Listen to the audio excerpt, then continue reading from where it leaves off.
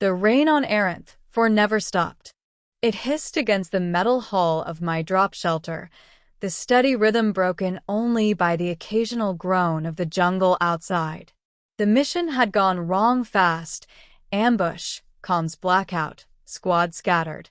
I'd managed to limp my way into a collapsed research pod and seal the door before the predators closed in. I was halfway through cleaning the burn on my arm when I heard the knock. 3 soft taps. I froze. It came again, more urgent this time. "Who's there?" My voice echoed in the cramped space. A small, shaky voice answered through the rain. "Human, let me in." I hesitated. This jungle had mimics, things that could fake voices to lure prey. But something in that tone, fragile, desperate. I unsealed the hatch, rifle ready. She was tiny, barely reaching my chest. Skin a pale violet, hair wet and plastered to her face. She wore what looked like torn ceremonial robes, soaked and clinging to her. In her trembling arms, she held nothing, no weapons, no gear. Just herself. The moment the hatch shut behind her, she inhaled sharply and looked straight at me. "You smelled safe." I gave her a thermal wrap and got her seated near the heat coil. She didn't speak at first, just hugged the fabric around herself and shivered. "What's your name?" I asked. She hesitated. "Rin." "Where are your people, Rin?" Her dark eyes lowered. "Gone. Taken." I hid, but she trailed off, a tremor running through her. I didn't push. Instead, I handed her a ration bar. She sniffed it like a cautious animal before nibbling it in tiny bites. When she finished, she studied me for a long time. "Why are you alone?" she finally asked. "My team got separated. I'm waiting for extraction." She tilted her head. "You could leave. Why did you open the door for me?"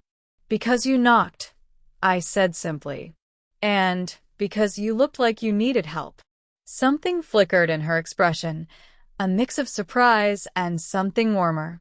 That night, I set up my bedroll on one side of the shelter. Rin curled up on the other, watching me through half-lidded eyes. I was almost asleep when I heard soft footsteps. Then she was kneeling beside me, clutching my spare shirt. She pressed it to her face and breathed in deeply. "Smells like you," she murmured, as if that explained everything. I blinked at her in the dim light. Yeah, because it's mine." She looked at me with complete seriousness. "You will sleep beside me." My brain stalled. "Why?" "Because the smell means safe. And safe means I can rest." I opened my mouth to argue, then shut it. She was trembling again, tiny frame rigid with the kind of fear that didn't just come from one bad day. So I shifted over. "All right. But only until you feel safe." She nodded once, climbed into the bedroll beside me, and curled up like a small animal seeking warmth. Within minutes, her breathing slowed. Days passed with the rain and the low hum of the shelter systems.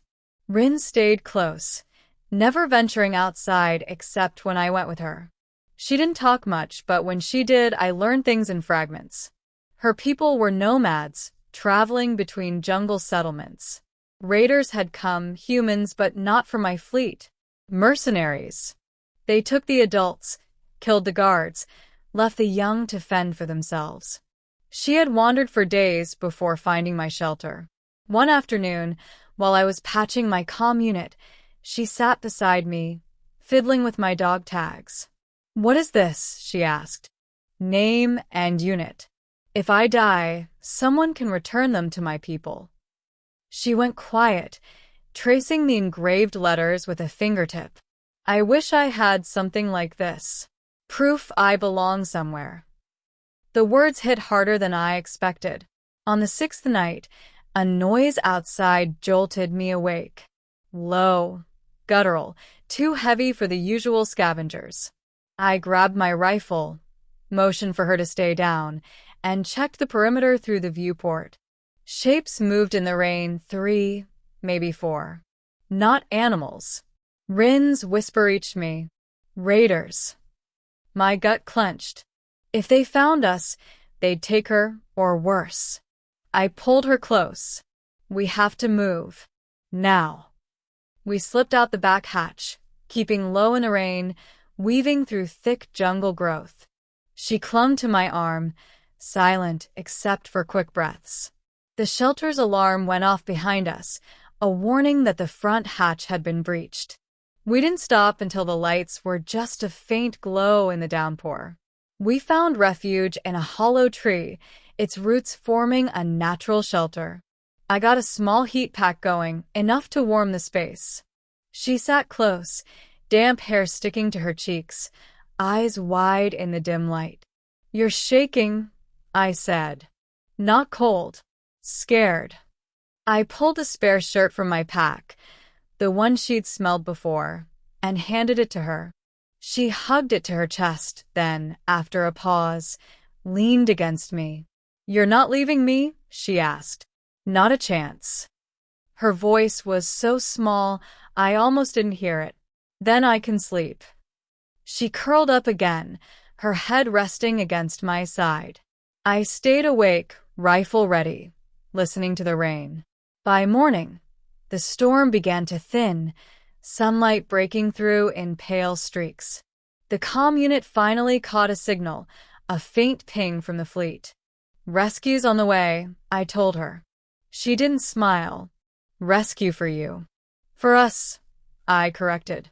Her brow furrowed. "Humans don't keep my kind." I shook my head. "I'm not humans. I'm me, and I keep promises." She stared at me for a long time, as if weighing whether to believe me. Then, slowly, she reached for my hand and held it. The extraction came at sunset.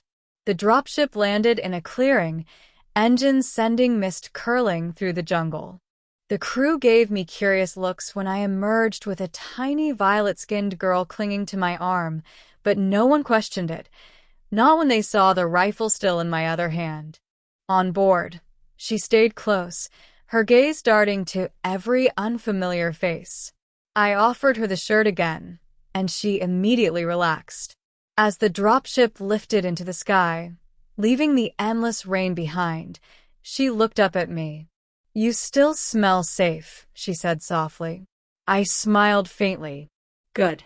"Because you're stuck with me now." Her lips twitched upward, just barely, but it was the first smile I'd seen from her. Weeks later, on the fleet's main ship, she had her own bunk in my quarters, her own set of clean clothes, and a nameplate above her bed. Rin.